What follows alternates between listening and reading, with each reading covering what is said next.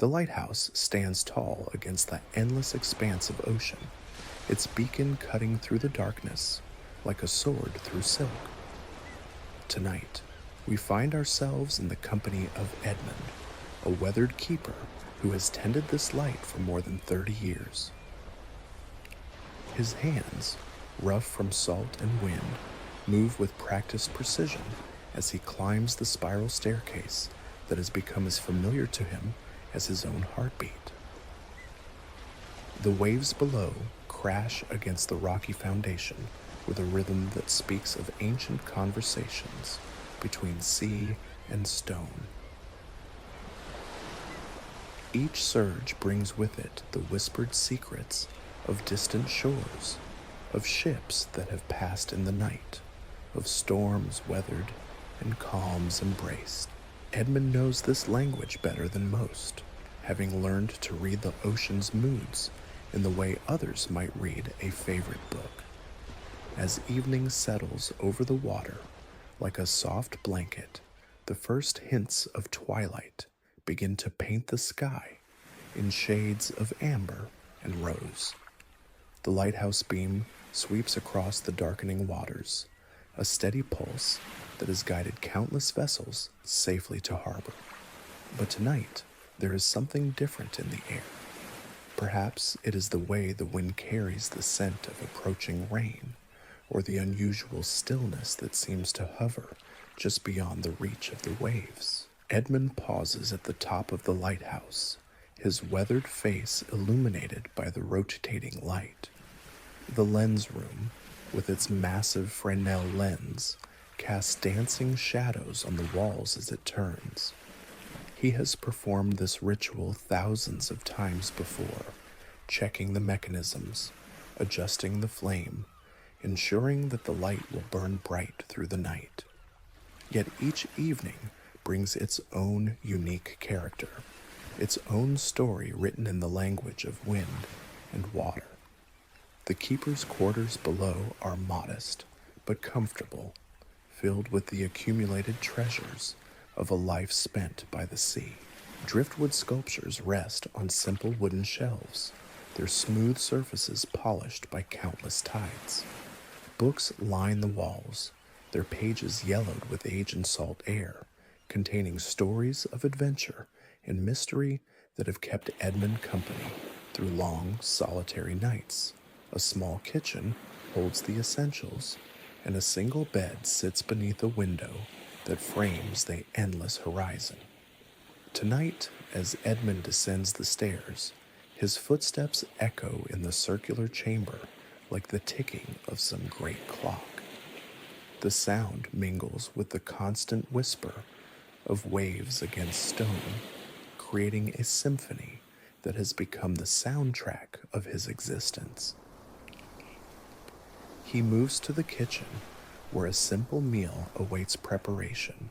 The routine is as comforting as it is necessary, each action performed with the deliberate care of someone who has learned to find peace in solitude. The storm that approaches brings with it more than just rain and wind. It carries memories, fragments of other nights, when the sea showed its true power, when ships struggled against waves that towered like moving mountains. Edmund has seen vessels founder in such weather, their lights disappearing beneath the churning surface like fallen stars. He has also witnessed miraculous rescues, moments when skill and courage combine to snatch life from the jaws of the hungry sea. As he lights the oil lamp in his quarters, the flame flickers and steadies, casting a warm glow across the room. The lighthouse beam continues its eternal rotation above, but here in this small space, time seems to slow. The keeper settles into his well-worn chair, a cup of tea steaming beside him, and opens a leather-bound journal. The pages are filled with his careful handwriting, recording not just the mechanical details of his work, but the subtle changes in weather, the migration patterns of seabirds, the colors of particularly spectacular sunsets. Outside, the wind begins to pick up, sending spray higher against the lighthouse walls. The sound changes, becoming more urgent, more insistent. Edmund knows these signs well. The storm will arrive within the hour, bringing with it the kind of weather that separates the skilled sailor from the merely lucky. He rises from his chair and begins the familiar preparations, checking the lamp oil, ensuring the emergency supplies are ready, testing the fog signal that will soon join its voice to the chorus of the storm. The first heavy drops of rain strike the windows like scattered coins, each impact creating tiny rivulets that catch and reflect the lighthouse beam. The keeper watches these miniature rivers flow down the glass, remembering other storms, other nights when the sea seemed determined to reclaim the rocky promontory on which the lighthouse stands. Yet here it remains, as it has for generations, a testament to human determination and the enduring need for guidance in the darkness. The waves grow larger now, their crests beginning to foam and break against the rocks below. The sound builds from a gentle murmur to a more insistent roar, each surge carrying with it the weight of miles of open ocean.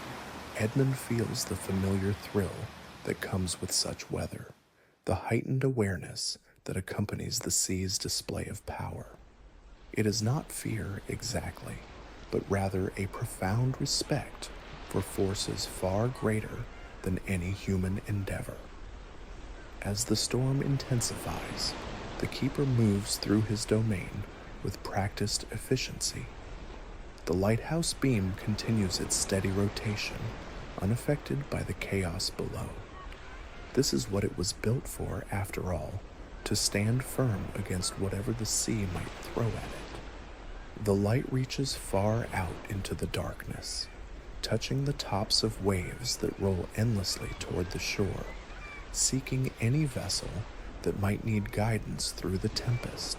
The rain arrives in earnest now, driven by winds that howl around the lighthouse like living things. Edmund secures the shutters on the lower windows, but leaves those in the lens room open so the light can continue its vital work. The beam cuts through the storm with unwavering determination, a beacon of hope in the midst of chaos. He has seen ships' lanterns appear in that circle of light, desperate signals from crews fighting for their lives against the indifferent sea.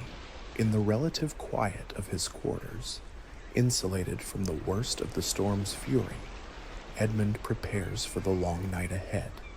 He fills several oil lamps, checks his supply of matches, and ensures that the emergency radio is functioning properly. These preparations are automatic now, muscle memory developed over decades of tending this light. Yet they remain crucial, the difference between a lighthouse that serves its purpose and one that fails in its most critical hour.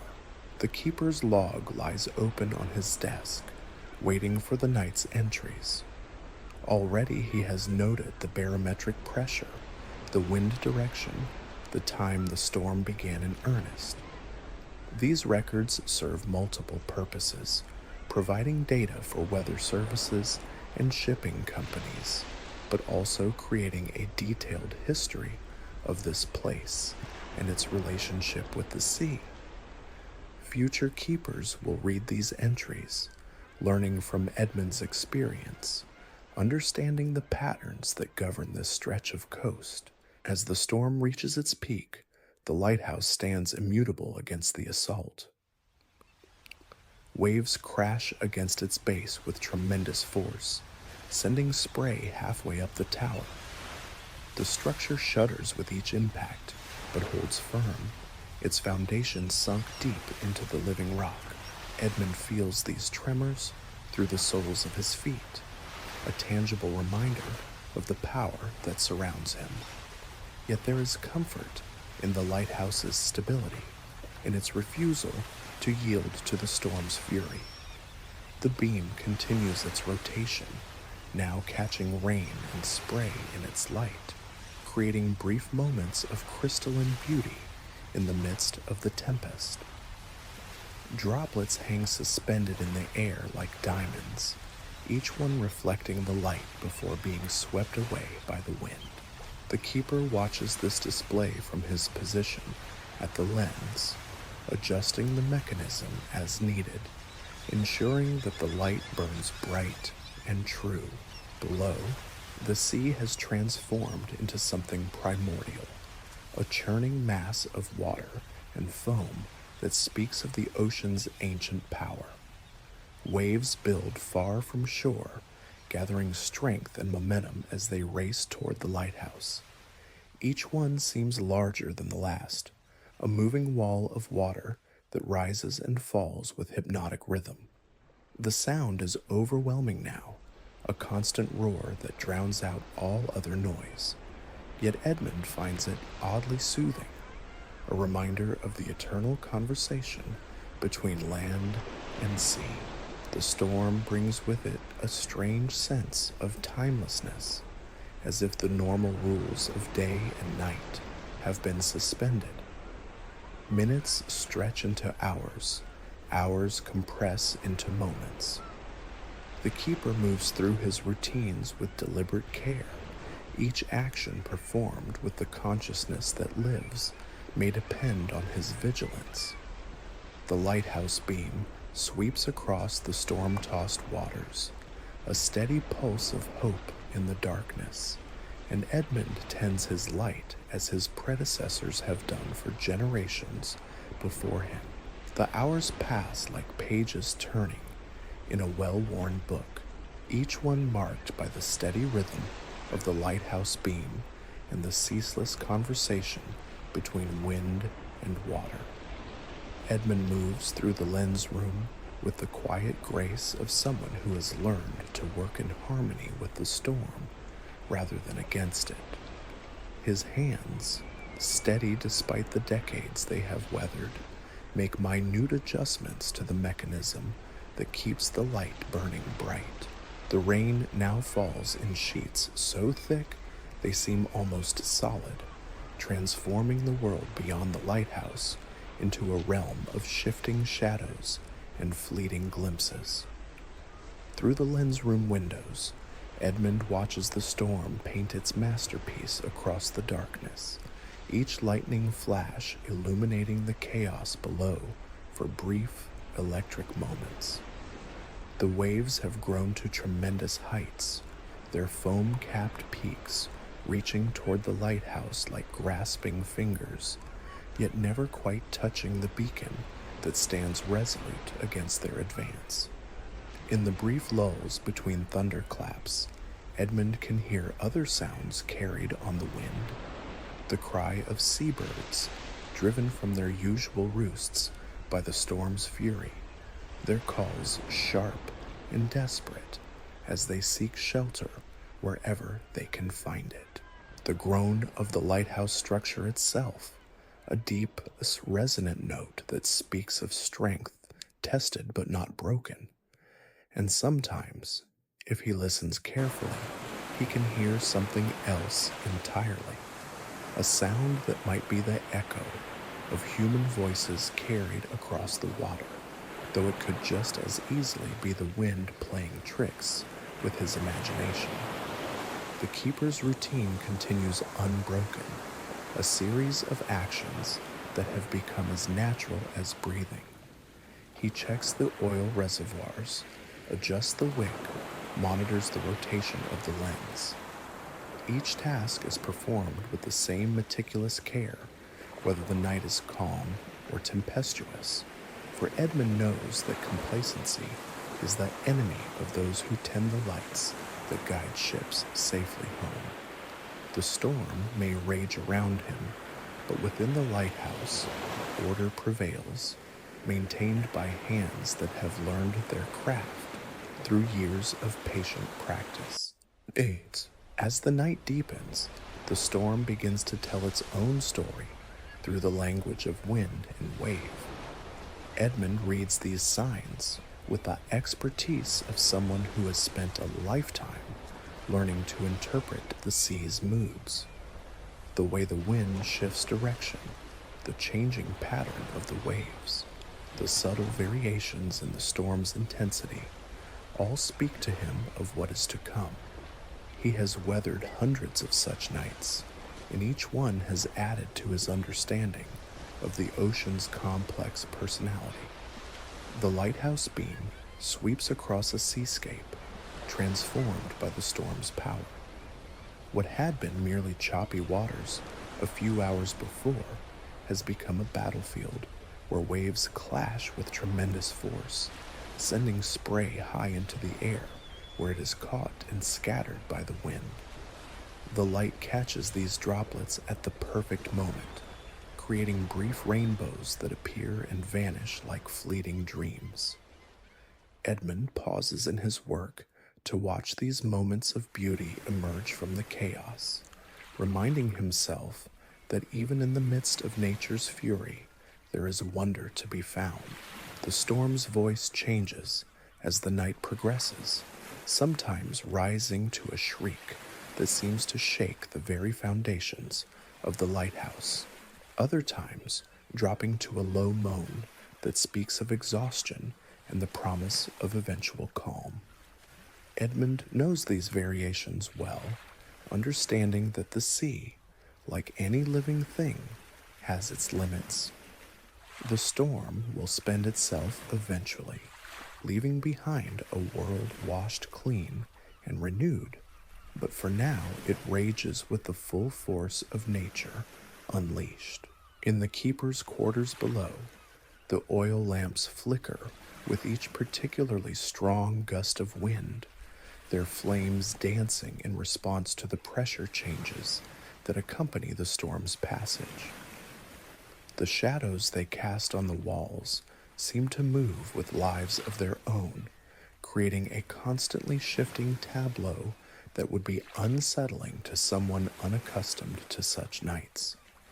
But Edmund finds comfort in these familiar patterns, in the way the light plays across the surfaces he has come to know so well. The logbook waits patiently on his desk, its pages ready to receive the night's observations. Already Edmund has recorded the storm's progression, noting the time of its arrival, the direction of the wind, the height of the waves. These entries will join thousands of others, creating a detailed record of this place and its relationship with the sea. Future researchers will study these pages, learning about weather patterns and ocean behavior, but for Edmund they represent something more personal, a diary of his life spent in service to the light. As midnight approaches, the storm reaches what feels like its crescendo. The waves now tower above the lighthouse's base, their crests torn away by the wind and hurled against the structure with tremendous force. The entire building shudders with each impact, and Edmund feels the vibrations through the soles of his feet. Yet there is no fear in his heart, only a deep respect for the power that surrounds him and confidence in the lighthouse's ability to withstand whatever the sea might bring. The beam continues its eternal rotation, cutting through the storm with unwavering determination.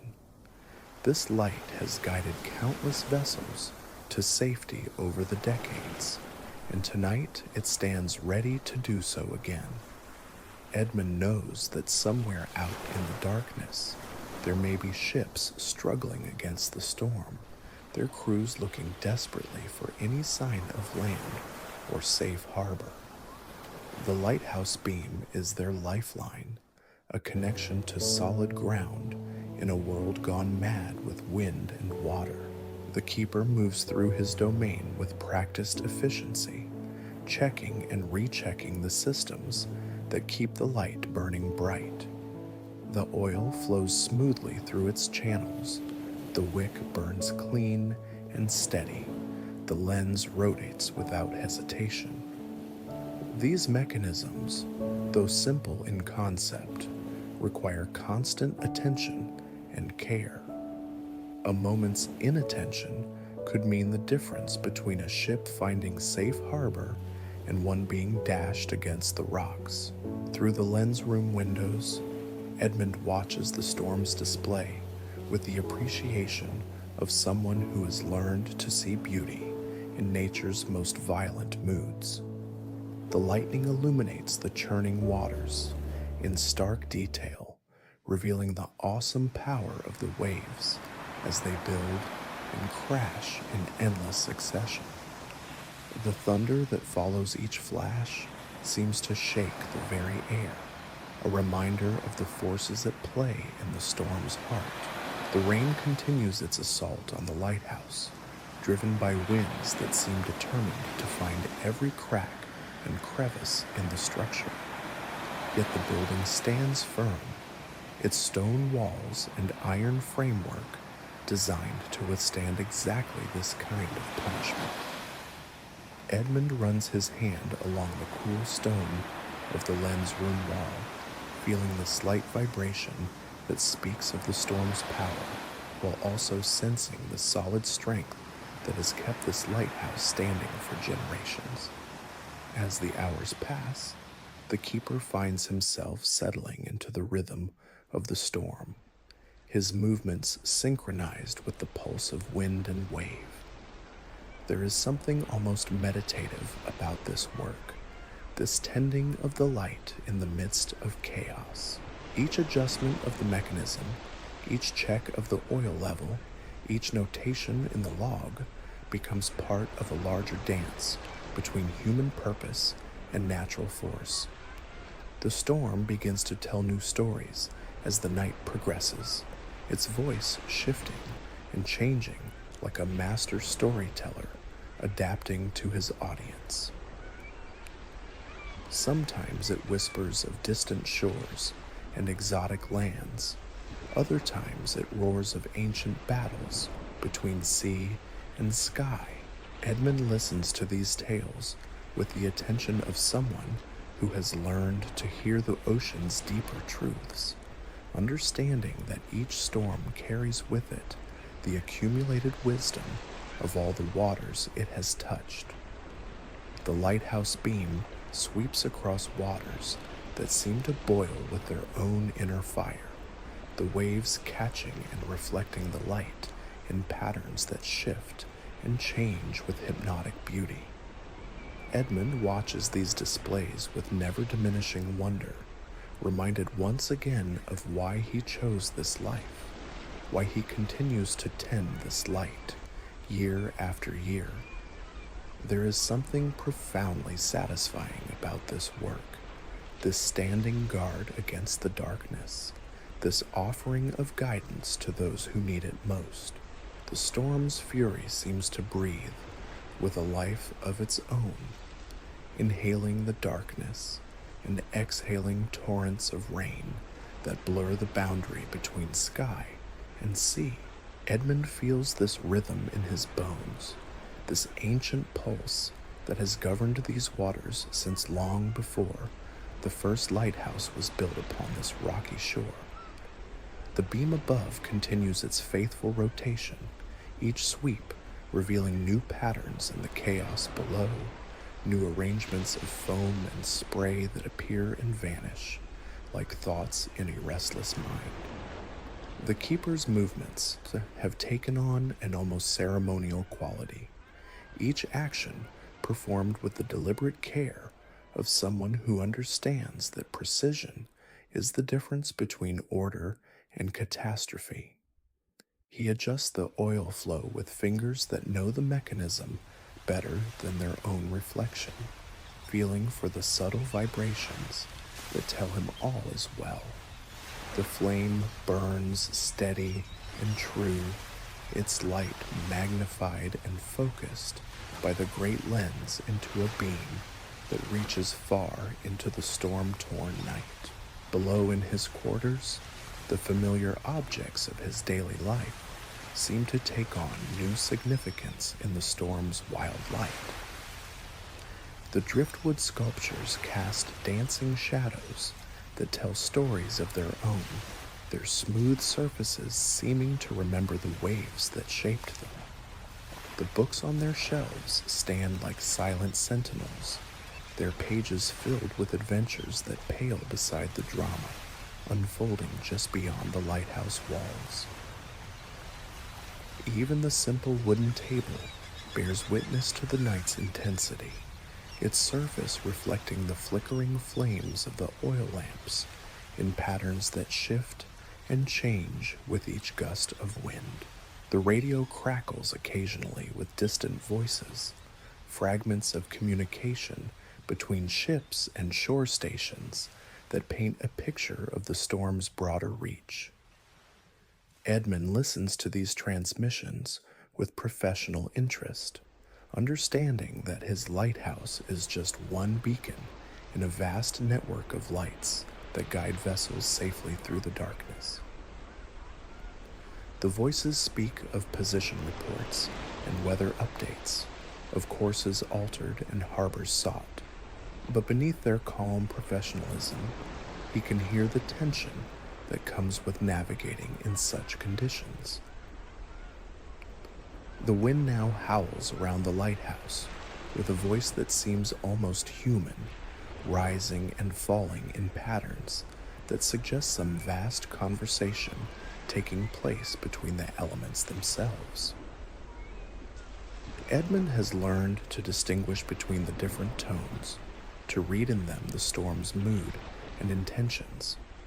This particular sound, a low keening that builds to a shriek before dropping back to a whisper, speaks of a weather system that has not yet reached its full power.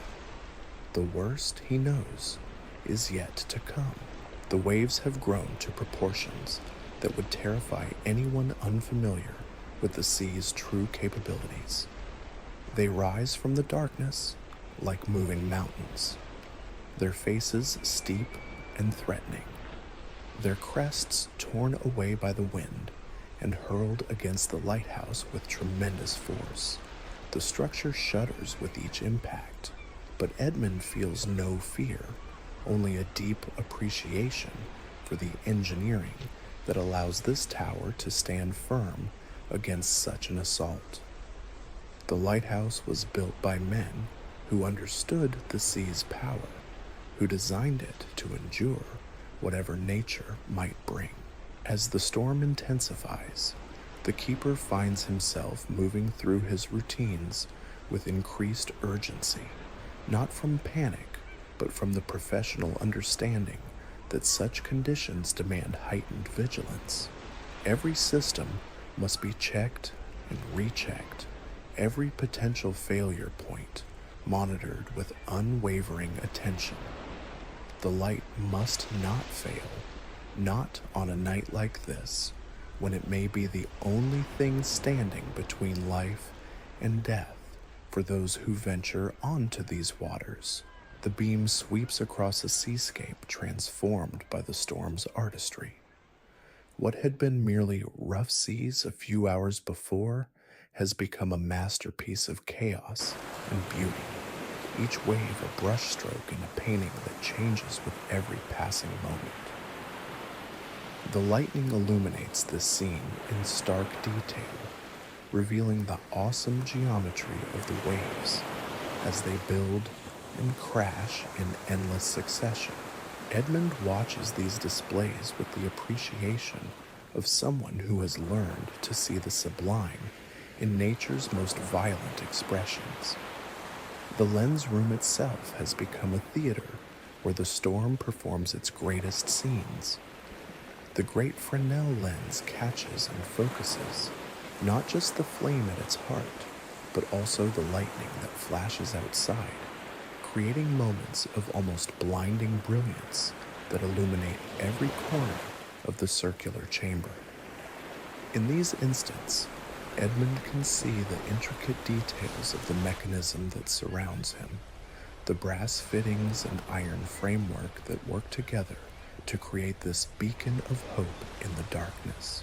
The keeper's log lies open on his desk below, its pages ready to receive the night's observations.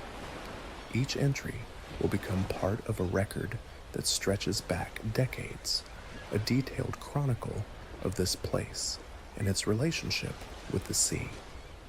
Edmund takes pride in the precision of these records, knowing that they serve not just as historical documentation, but as practical guides for future keepers who will face similar challenges. The storm's progression, the height of the waves, the direction of the wind, all are carefully noted in handwriting that remains steady despite the chaos raging outside. The oil lamps in the quarters below flicker with each particularly strong gust, their flames dancing in response to the pressure changes that accompany the storm's passage. These smaller lights create their own geography of illumination, casting pools of warm radiance that push back against the wild darkness beyond the windows. Edmund moves between these islands of light with practiced ease, checking supplies and ensuring that backup systems are ready should they be needed. The storm's voice continues to evolve as the night progresses, sometimes rising to a crescendo that seems to shake the very foundations of the earth, other times dropping to a whisper that speaks of exhaustion and the promise of eventual calm. Edmund knows these variations intimately, understanding that the sea, like any living thing, has its moods and rhythms. The storm will spend itself eventually, but for now it raged with the full force of nature unleashed, a reminder of the power that lies beneath the ocean's surface. The waves now reach heights that seem to defy the laws of physics, their crests towering above the lighthouse base before crashing down with tremendous force. Each impact sends spray high into the air, where it is caught by the wind and hurled against the structure like liquid bullets. The lighthouse trembles under this assault, but holds firm, its foundation sunk deep into the living rock that forms the promontory on which it stands. Through the lens room windows, Edmund watches the storm paint its masterpiece across the darkness, each lightning flash revealing new configurations of chaos and beauty. The waves catch and reflect the light in patterns that shift and change with hypnotic regularity, creating a display that would be breathtaking under any other circumstances. But the keeper's attention remains focused on his duties, on the mechanisms that keep the light burning bright through the long night. The radio crackles again with distant voices, ships reporting their positions and requesting weather updates. Edmund listens to these transmissions with professional interest, understanding that his lighthouse is part of a vast network of navigation aids that guide vessels safely through the darkness. The voices speak of courses altered and harbors sought, but beneath their calm professionalism, he can hear the tension that comes with navigating in such conditions. The storm begins to tell new stories as the hours pass, its voice shifting and changing like a master storyteller adapting to his audience. Sometimes it whispers of distant shores and exotic lands. Other times it roars of ancient battles between sea and sky. Edmund listens to these tales with the attention of someone who has learned to hear the ocean's deeper truths, understanding that each storm carries with it the accumulated wisdom of all the waters it has touched. The lighthouse beam continues its eternal rotation, cutting through the storm with unwavering determination. This light has guided countless vessels to safety over the decades, and tonight it stands ready to do so again. Edmund knows that somewhere out in the darkness, there may be ships struggling against the storm, their crews looking desperately for any sign of land or safe harbor. The lighthouse beam is their lifeline, a connection to solid ground in a world gone mad with wind and water. The keeper moves through his domain with practiced efficiency, checking and rechecking the systems that keep the light burning bright. The oil flows smoothly through its channels. The wick burns clean and steady. The lens rotates without hesitation. These mechanisms, though simple in concept, require constant attention and care. A moment's inattention could mean the difference between a ship finding safe harbor and one being dashed against the rocks. As the storm reaches what feels like its peak, the entire lighthouse structure resonates with the power of the waves crashing against its base. Edmund feels these vibrations through the soles of his feet, a tangible reminder of the forces at play around him. Yet there is no fear in his heart, only a deep respect for the power that surrounds him and absolute confidence in the lighthouse's ability to withstand whatever the sea might bring. This tower has stood for generations, and it will stand for generations more, a testament to human ingenuity and the enduring need for guidance in the darkness. The beam sweeps across waters that seem to boil with their own inner fire, the waves catching and reflecting the light in patterns that shift and change with mesmerizing beauty. Edmund watches these displays with never-diminishing wonder, reminded once again of why he chose this life, why he continues to tend this light year after year. There is something profoundly satisfying about this work, this standing guard against the darkness, this offering of guidance to those who need it most.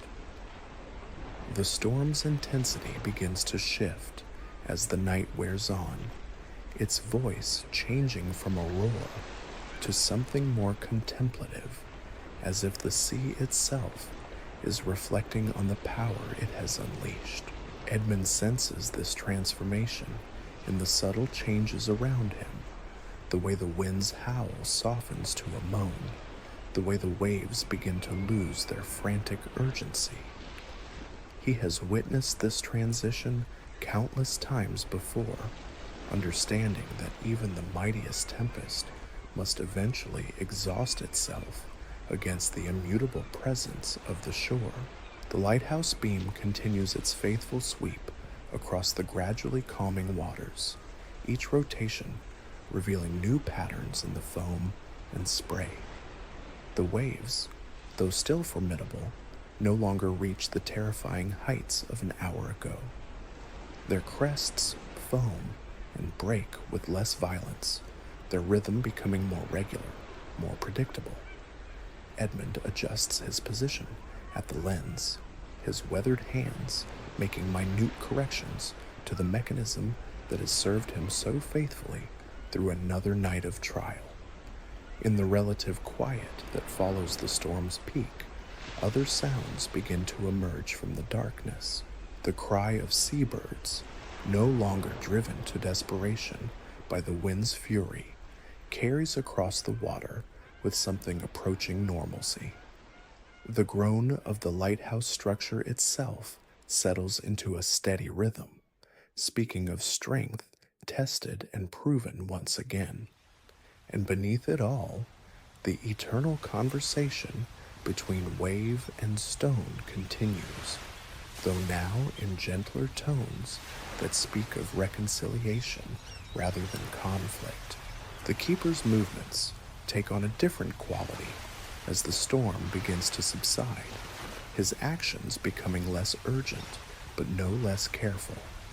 Each check of the oil level, each adjustment of the wick, each notation in the log is performed with the same meticulous attention to detail that has characterized his work for 3 decades.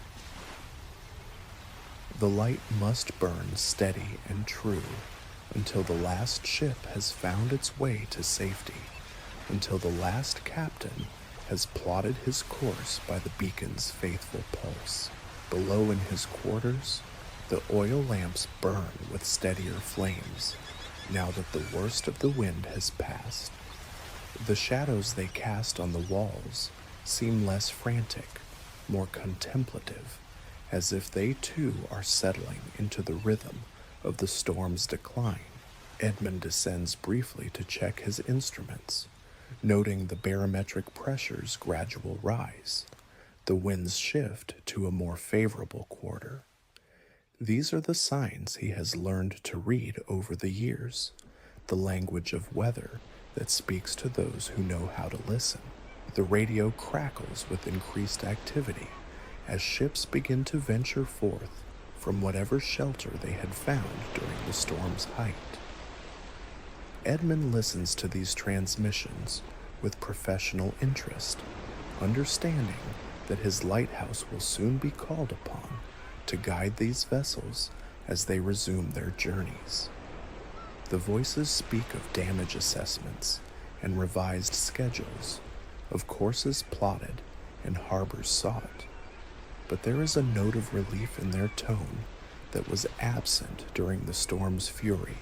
The waves continue their gradual retreat from the heights they had reached, though they still possess enough power to send spray across the lighthouse's lower windows.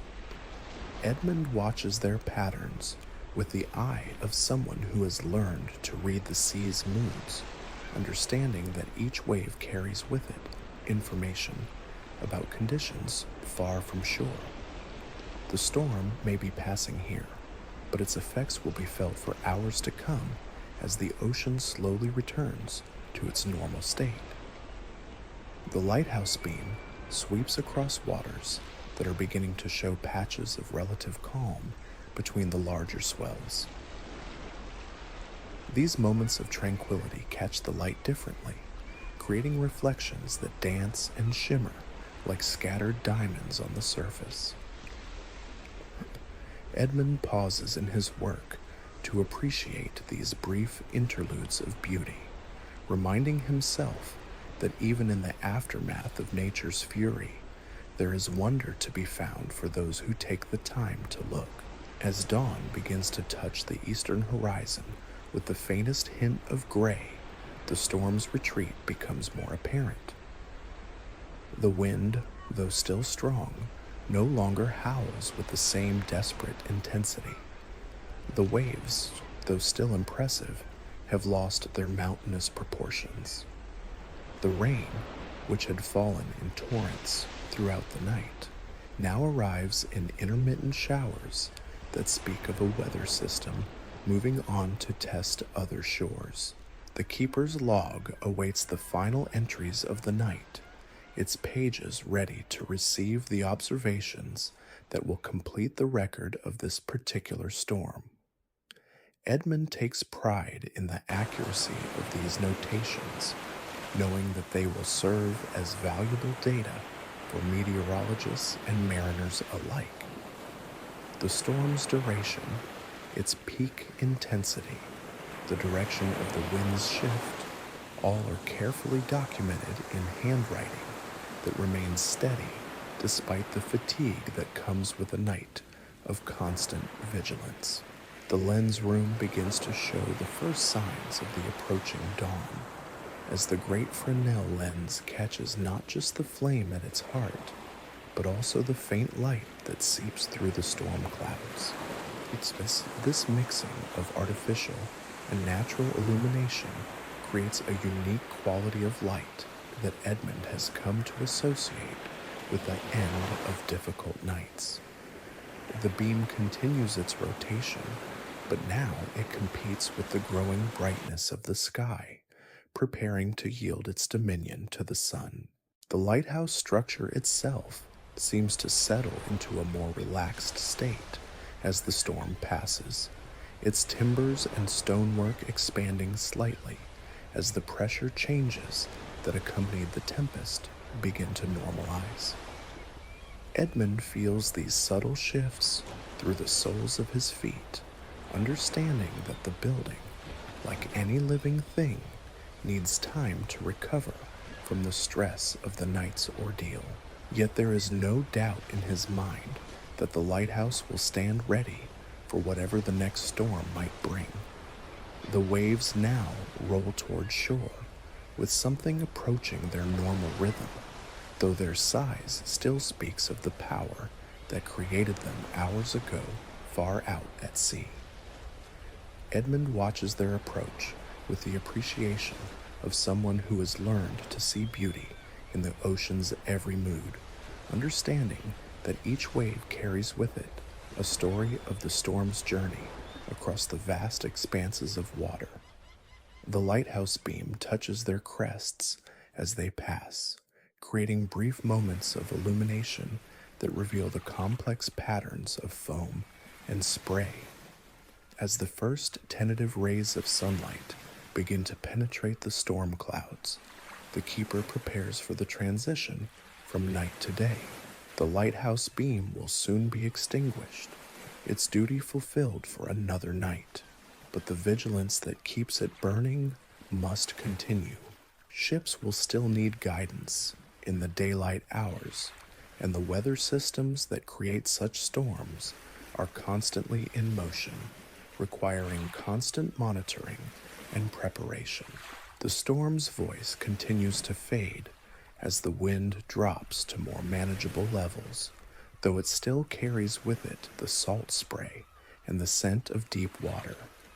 Edmund breathes deeply of this familiar air, feeling the satisfaction that comes with another night successfully completed, another vigil faithfully maintained. The lighthouse has stood firm against whatever the sea could throw at it, and once again proven its worth as a guardian of those who venture onto the dark waters. The keeper's routine begins to shift as dawn approaches, his movements taking on the character of someone preparing for the day's different challenges. The oil lamps in his quarters are extinguished one by one, their flames no longer needed as natural light begins to filter through the windows. The radio continues its steady chatter of position reports and weather updates, but the urgency that characterized the night's transmissions has given way to the more routine communications of normal maritime traffic. The waves continue their eternal dance with the shore, though now in patterns that speak of returning normalcy rather than chaotic fury.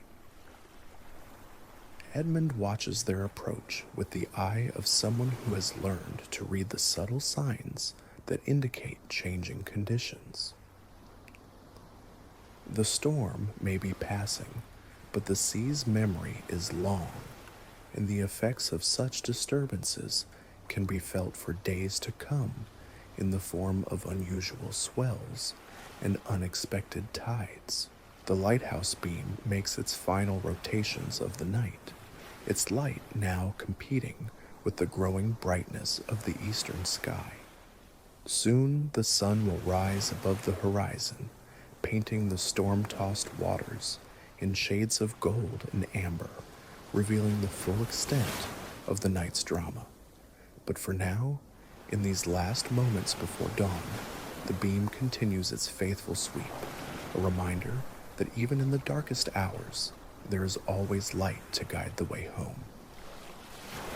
Edmund climbs the spiral staircase one final time, his movements slow but purposeful as he prepares to extinguish the light that has burned so faithfully through the night.